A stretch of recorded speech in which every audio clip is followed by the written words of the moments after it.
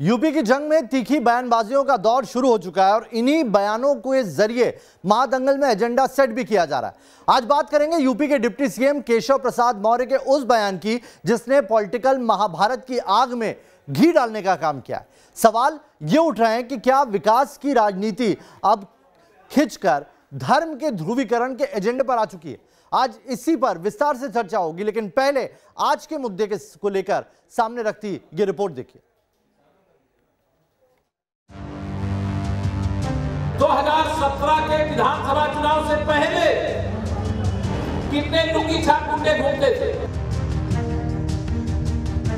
उत्तर प्रदेश के मुसलमानों तुम 19% हो और उसके बावजूद भी ना तुम्हारी वोट की अहमियत। वो बैरिस्टर बनी, उन्होंने आजादी दिलाई। वो दुरुपयोग करते हैं इस्लाम का, आप दुरुपयोग करते हैं हिंदू धर्म का। यूपी के महादंगल का पर्दा उठ चुका है। एक्शन, रिएक्शन और फ्रैक्शन वाली पॉलिटिक्स तेज है क्योंकि मुद्दा इलेक्शन है। चुनावी माहौल में सबसे ज्यादा गर्म मुद्दा है यूपी के डिप्टी सीएम केशव प्रसाद मौर्य का एक बयान, जिसमें जालीदार टोपी और लुंगी का जिक्र करते हुए केशव प्रसाद मौर्य ने संकेतों की सियासत में समाजवादियों को लपेट दिया। 2017 के विधानसभा चुनाव से पहले कितने लुंगी छाप गुंडे घूमते थे। जालीदार गोली टोपी लगाए हुए, राइफल रिवाल्वर बंदूक लिए हुए व्यापारियों को डराने और धमकाने का काम कौन करता था। आपकी जमीनों पर कब्जा करना और कब्जा कर ले तो शिकायत करने भी मन जाना, ऐसी धमकी कौन देता था। यह सारा कुछ याद रखना, मेरा इतना ही कहना है। मैं कोई ऐसी बात नहीं कर रहा हूं जो कोई ऐसी बात नहीं हुई होगी। बवाल इसी सवाल पर मचा और सियासी बयान पर।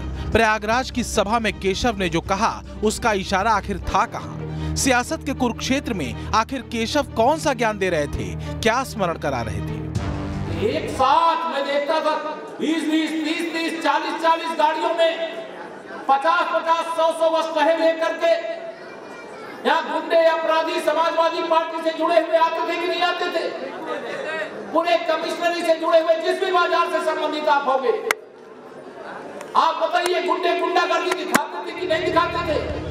दरअसल धर्म वाली लाइन यूपी के महादंगल में बखूबी खींची जा चुकी है। विपक्ष ने सारी मोर्चेबंदी बीजेपी के हिंदुत्व वाले एजेंडे के इर्द गिर्द ही की है। मुसलमानों के वोट बैंक को साधने को बेचैन अखिलेश यादव भरे मंच से जिन्ना प्रेम का इजहार कर चुके हैं। वहीं ओवैसी मुसलमानों के असल मसीहा बनने को बेताब है। ये बेताबी उनके बयानों में साफ झलकती है। उत्तर प्रदेश के मुसलमानों तुम 19% हो और उसके बावजूद भी ना तुम्हारी वोट की अहमियत, ना तुम्हारी जान की कीमत। गुजारिश है कि मर्ज का इलाज हमारे पास है, ये मर्ज का इलाज हमारे पास है और उस मर्ज का इलाज ना समाजवादी पार्टी के पास है, ना कांग्रेस के पास है। सरदार पटेल जी, राष्ट्रपिता महात्मा गांधी, जवाहरलाल नेहरू, जिन्ना एक ही संस्था में पढ़ करके बैरिस्टर बन करके आए थे। एक ही जगह पर पढ़ाई लिखाई की उन्होंने, वो बैरिस्टर बनी, उन्होंने आजादी दिलाई। यूपी की बिसात पर बीजेपी जहां अयोध्या में भव्य राम मंदिर और काशी विश्वनाथ कॉरिडोर के धर्म शोकेस को आगे रख रही है, तो वहीं विकास के शोकेस से भी योगी युवा वोटर को साध रहे हैं। जबकि विपक्ष कभी जिन्ना का मंत्र जपता है तो कभी मुसलमान वोटर को अपने पाले में करने के लिए एड़ी चोटी का जोर लगाता है। लेकिन पिछले दिनों केशव प्रसाद मौर्य ने मथुरा का मुद्दा भी उछाला, जिसमें अयोध्या काशी की तर्ज पर मथुरा में मंदिर का जिक्र उन्होंने किया था। मैं स्पष्ट तौर से कहना चाहता हूं कि श्री रामलला की जन्मभूमि पर भव्य मंदिर निर्माण हो रहा है। बाबा विश्वनाथ मंदिर का भव्य कॉरिडोर बन रहा है काशी में, और मथुरा में श्री कृष्ण की जन्मभूमि पर भव्य मंदिर बने, यह हर श्री कृष्ण जी के भक्त की इच्छा है। ध्रुवीकरण की सियासत में कांग्रेस भी पीछे नहीं है। सलमान खुर्शीद के जरिए कांग्रेस ने हिंदुत्व की तुलना बोको हराम और ISIS जैसे इस्लामिक आतंकी संगठनों से करके अपना सियासी पत्ता भी फेंक दिया है। ये अलग बात है कि प्रियंका गांधी मंदिर मंदिर घूमकर सॉफ्ट हिंदुत्व के जरिए हिंदू वोटर को भी साध रही हैं। सवाल ये है कि क्या विकास मॉडल के बजाय अब धर्म की महीन लकीर पर चुनावी पैंतरेबाजी उत्तर प्रदेश देखेगा? Team news nation. तो चलिए इसी मुद्दे पर बात करने के लिए हमारे साथ खास मेहमानों का एक पैनल जुड़ा हुआ है। सबसे पहले तारुफ कराते हैं आपका। राकेश त्रिपाठी, प्रवक्ता बीजेपी, हमारे साथ जुड़े हुए हैं। अनुराग भदौरिया जी जुड़े हुए हैं, प्रवक्ता समाजवादी पार्टी। तहसीन पूनावाला राजनीतिक विश्लेषक के तौर पर हमारे साथ जुड़े हैं, और साथ ही वरिष्ठ पत्रकार एनके सिंह साहब भी जुड़े हैं। सबसे पहले सिंह साहब, पॉलिटिकल चर्चा में मैं एक बार जब जाऊंगा तो फिर वापस आने का मौका नहीं मिलेगा। सबसे पहले ये एकाएक ये मुद्दे आ गए, टोपी लुंगी, ये एकाएक मुद्दे आ गए या इनकी धारणा जो है पहले से रखी जा रही थी धीरे धीरे?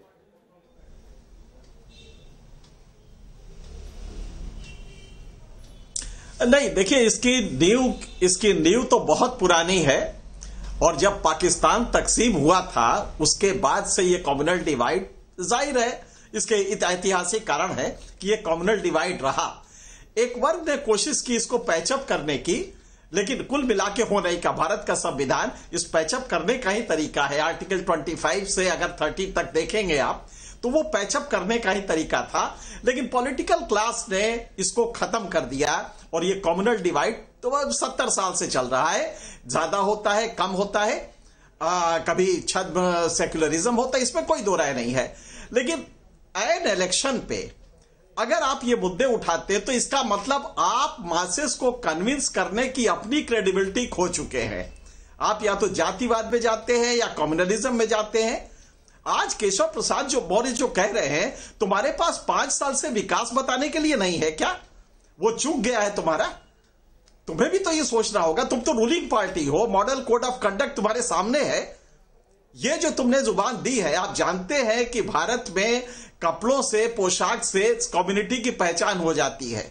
आप जानते हैं कि लुंगी कौन पहनता है, जालीदार टोपी कौन पहनता है। तो इलेक्शन कमीशन को कॉग्निजेंस लेना चाहिए। मॉडल कोड उसका बनाया हुआ है। कलर से पहचान हो जाती है। तो अगर वो इन्फोर्सेबल नहीं है लीगली, लेकिन जी बिल्कुल जी। राकेश त्रिपाठी जी, क्या मुद्दे नहीं बचे हैं? क्या विकास आपने जो किया वो नहीं था, जो इस तरीके से आप इस लाइन पे वापस से आप लौट रहे हैं? देखिए नवेद जी, ये हमारी उपलब्धि है और हमने अपनी उपलब्धि को बताने का काम किया है। अब इसको किसी को कम्युनल एंगल दिखाई पड़ता है तो ये उसकी अपनी स्वतंत्रता है, वो अपने नजरिए से इस पर कम्युनल एंगल देख सकता है। लेकिन प्रयागराज में रहने वाला हर व्यक्ति ये जानता है कि किस प्रकार से अतीक अहमद का आतंक था। अतीक अहमद के गुर्गे किस प्रकार से लुंगी पहन करके और जालीदार टोपी लगा करके, नहीं उनके गुर्गों के नाम नहीं है ना, इसलिए उनके गुर्गों की पहचान याद दिलाई है। और तभी व्यापारियों की आप उसमें सहमति देखेंगे तो उन्होंने इस बात को स्वीकार किया है कि हां, लुंगी पहन करके, जालीदार टोपी लगा करके, बंदूक राइफल लेकर के किस प्रकार से गुंडागर्दी का नंगा नाच हुआ करता था, रंगदारी वसूली जाती थी। लेकिन आज ये परिवर्तन हुआ है। क्या इस परिवर्तन को बताना गुनाह है? क्या कानून व्यवस्था में जो सुधार हमने किया है, क्या इसको उपलब्धि के तौर पर बताना गुनाह है? अनुराग भदौरिया, सपा का नाम लेते हुए उन्होंने जिक्र किया था इस तमाम सिंबलाइज का, क्या कहेंगे आप? देखिए, उत्तर प्रदेश के उप मुख्यमंत्री के पास में 5 साल का काम गिनाने को तो है नहीं। 5 साल में कोई काम किया होता तो गिनाते। जब काम किया नहीं है, हार का डर उन्हें सताने लगा है। हार के डर के मारे सुबह से लेकर शाम तक अखिलेश यादव आने लगे। योगी जी सुबह उठते हैं, अखिलेश यादव चिल्लाते हैं।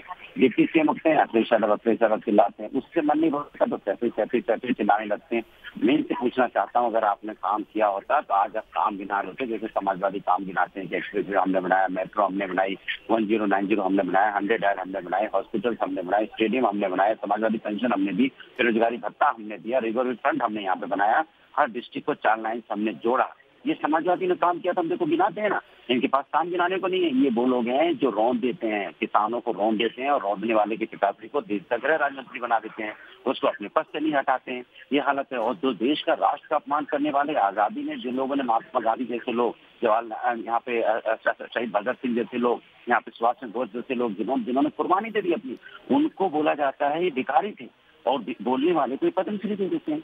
बताइए, जो जिन्ना का भी नाम आया था, अनुराग जी, जिन्ना का भी नाम आया था, एक नाम भूल गए आप इन महापुरुषों। मैं बता रहा हूँ ना, मैं बता रहा हूँ, जिन्ना की बातें नहीं करेंगे, ये गन्ना की बात नहीं करेंगे, जिन्ना की बात करेंगे। जिन्ना तो इनको प्यारे हैं। आप आजादी के पहले 1940 में अगर याद करोगे तो जिन्ना की पार्टी से ही श्यामा प्रसाद मुखर्जी जी मंत्री बने थे। और जब आजादी के बाद किताब किसने लिखी? यशवंत सिंह ने किताब लिखी जिन्ना के ऊपर। मजार पे कौन गया? आडवाणी जी गए मजार पे फूल माला चढ़ाने। इनके आदर्श पहले भी थे, अब भी हैं, क्योंकि इनको रोटी उसी से चलती है। ये हिंदुस्तान के लोगों की बात कहाँ करते हैं? हिंदुस्तान के तो किसान है, उनको चोर डकैत मवाली आतंकवादी खर्चा नहीं बता देंगे, तो चल देंगे। जो युवा है वो यहाँ बेरोजगारी से आत्महत्या कर रहा है, महंगाई से लोग परेशान, उस पर चर्चा नहीं करना चाहते हैं। महिलाओं का चीरन हो रहा है सर, यहाँ उस पर चर्चा नहीं करना चाहते हैं। ये और पुलिस काल में है कि निर्दोषों को होटल में घुस के ठोक देती कभी, या विवेक तिवारी जैसा व्यक्ति। चलिए तहसीन भी हमारे साथ जुड़े हैं। तहसीन, आतंकी माहौल उत्तर प्रदेश, बीजेपी और समाजवादी पार्टी, ये दोनों पार्टियां 400 सीट जीतने का दावा कर रही हैं।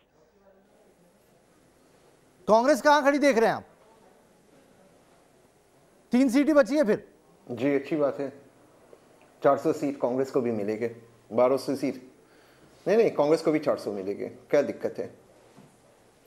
क्या दिक्कत है? कांग्रेस को भी 400 मिलेगी। देखिए मैं आपको एक चीज बताना चाहता हूं, ये बात करेंगे ताज की, ये हम बात करेंगे आज की, ये बात करेंगे हिंदू मुसलमान की, हम बात करेंगे इंसान की, ये बात करेंगे पाकिस्तान की, हम बात करेंगे हिंदुस्तान की, ये बात करेंगे गीता और कुरान की, हम बात करेंगे संविधान की। ये फ़र्क है इन दोनों पार्टीज और दूसरे विपक्षी दल यानी कांग्रेस के अंदर। और मेन चीज़ क्या है, मेन मुद्दा क्या है? आपने सवाल बिल्कुल सही पूछा। क्या विकास के मुद्दे पर बात करने के लिए आपके पास कोई टॉपिक नहीं है? जो पॉलिटिकल पार्टी यानी कि भाजपा, उनके फ्रंट पेज ऐड पे जो फ्लाईओवर डालती है वो कोलकाता का है, फैक्ट्री है वो अमेरिका के। विकास तो कुछ किया नहीं 5 सालों में।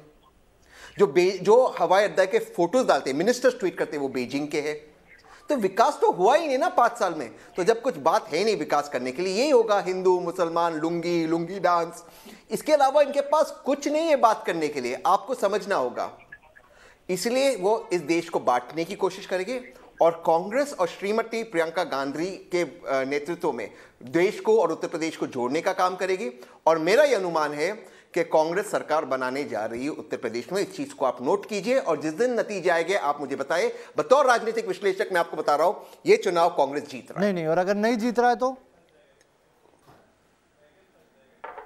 अब तो सब दावा करने वाला दौर है। सीटें अगर देते हैं तो ये भी बताते हैं दाव पे हमारे ये लगा है, प्रधानमंत्री मोदी हम नहीं उतरेंगे, फिर बाद में इस तरह के दावे नहीं करेंगे। तो आप इतना बड़ा दावा कर रहे हैं, कांग्रेस के ऊपर दाव लगा रहे हैं। मैं इसका जवाब देता हूं। बिल्कुल कर रहा हूं, बिल्कुल लगा रहा हूं। मैं तो बहुत छोटा व्यक्ति हूं, मैं तो केवल एक राजनीतिक विश्लेषक हूं, मैं तो साधारण व्यक्ति हूं। लेकिन जब देश के गृह मंत्री और भाजपा के जब उस वक्त के अध्यक्ष अमित शाह जी ने कहा कि 150 सीटें भाजपा जीत रही गुजरात में और नहीं जीती, जब अमित शाह जी देश के गृह मंत्री ने इंटरव्यू में, शायद दीपक जी को इंटरव्यू में कहा कि वेस्ट बंगाल जीत रही नहीं जीती, जब उन्होंने कहा कि मध्य प्रदेश जीत रहे, राजस्थान जीत रहे, छत्तीसगढ़ जीत रहे, झारखंड जीत रहे, कुछ नहीं जीता उन्होंने, जब कहा कर्नाटका जीत रहे, नहीं जीता कर्नाटका, फिर क्या उन्होंने, क्या आपको पता है? मतलब अनुमान गलत जा सकता है। मैं तो बहुत साधारण, मतलब अभी से दावा करने के पहले अपने अनुमान को, उत्तर प्रदेश अनुमान को तोल आ रही है, कांग्रेस की सरकार आ रही है। ठीक है तहसीन जी, मैं आगे इस बहस को और ज्यादा नहीं खींचूंगा। एनके सिंह साहब, मैं आपको ये कह रहा हूं कि उत्तर प्रदेश में तब्दीली आ रही है और कांग्रेस की सरकार आ रही है। ठीक है, मैं मान रहा हूं सर, आपका हक है, आपकी पार्टी है, आपको दावा करने का हक है। एनके सिंह साहब, वापस से उसी बयान के ऊपर आता हूं। लुंगी और टोपी सपा के गुंडे लोगों की जमीन खींच लेते थे, इस तरह के बयान। इसके पहले केशव प्रसाद मौर्य का एक और बयान आता है और वो मथुरा में मंदिर बनाने का दावा कर देते हैं। सारे बयान एक ही चेहरे से आना और स्ट्रेटेजी एक ही जगह से निर्धारित होना क्या बता रहा है आपको?